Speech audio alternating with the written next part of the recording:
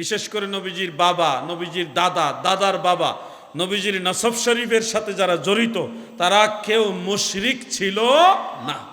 আমাদের অনেক ভাইরা ওয়াজ করে ইব্রাহিম নবীর বাবা কাফের ছিল, নাউজুবিল্লাহ বলেন। ইব্রাহিম আলাইহিস সালামের জন্মদাতা পিতা যিনি, উনি কাফের ছিলেন না। চাচা আজর ছিল কাফের, আজর ছিল কি কাফের, কিন্তু জন্মদাতা বাবা যিনি উনি আজর না, আজর হইল চাচা। জন্মদাতা বাবার নাম হইল তারাহ। নাম কি? তারাহ। উনি হলেন ইব্রাহিম নবীর জন্মদাতা পিতা। ইব্রাহিম আলাইহিস সালাম আমাদের জাতির পিতা। মিল্লাতা আবিকুম ইব্রাহিম হুয়া সাম্মাকুমুল মুসলিমিন। মুসলিম জাতির পিতা হযরত ইব্রাহিম আলাইহিস সালামের জন্মদাতা পিতামাতা ওনারা মুশরিক ছিলেন না, ওনারা ইমানদার ছিলেন, জান্নাতি ছিলেন আমার দাদু ভাইরা। আর আজর ছিল কাফের, আজর ছিল ইব্রাহিম নবীর চাচা। আরবের কালচার অনুযায়ী চাচাকেও বাবা ডাকে, আরব দেশের কালচার। কোরআন শরীফের একাধিক আয়াতে চাচাকেও বাবা বলা হয়েছে।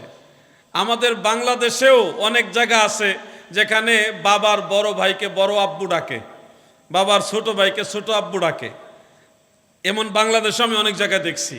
আর আরব দেশে এটা আদিকাল থেকেই, সেই ইব্রাহিম নবীর জামানা থেকেই বাবার ভাই যারা তাদেরকেও বাবা বলে। কিন্তু জন্মদাতা পিতা আর চাচার মধ্যে বেশ কম হয় একটা শব্দ দিয়ে, সেটা হলো জন্মদাতা পিতাকে বলা হয় ওয়ালিদ। কি বলা হয়? ওয়ালিদ, জন্মদাতা পিতা। আর আবুন শব্দটা যেটা, এই আবুন শব্দ দিয়ে বাবাও বোঝায়, চাচাও বোঝায়, দাদাও বোঝায়, দাদার বাবাও বোঝায়, সবাইকে আবুন শব্দ দ্বারা একসাথে বোঝায়। যেমন সূরা বাকারার মধ্যে একটা আয়াত আছে, ক্বালু না'বুদু ইলাহাকা ওয়া ইলাহা আবাইকা ইব্রাহিমা ওয়া ইসমাঈলা ওয়া ইসহাকা ইলা আখিরিল আয়া। হযরত ইয়াকুব আলাইহিস সালামের সন্তানেরা তিনারা বলছিল আমরা আপনার ইলাহি, আপনার বাবাদের ইলাহি। আপনার বাবা হলো ইব্রাহিম, ইসমাইল, ইসহাক, তাদের ইলাহির ইবাদত করব।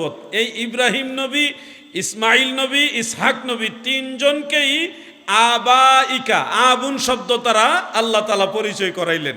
তার মানে আবুন শব্দ দিয়া দাদাও বুঝায়, বাবাও বুঝায়, চাচাও বোঝায়। ঠিক তেমনি ভাবে এই যে ক্বালা ইব্রাহিম লি আবিহি আযারা, এই আবিহি শব্দ দ্বারা জন্মদাতা বাবা বুঝায়নি, এই আবিহি শব্দ দ্বারা বুঝাইছে চাচা আজরকে। আজর জাহান্নামে যাবে, কিন্তু ইব্রাহিম আলাইহিস সালামের বাপ মা, জন্মদাতা যারা বাবা মা ছিলেন তারা কিন্তু জাহান্নামী না, ওনারা ঈমানদার ছিলেন। সুবহানাল্লাহ।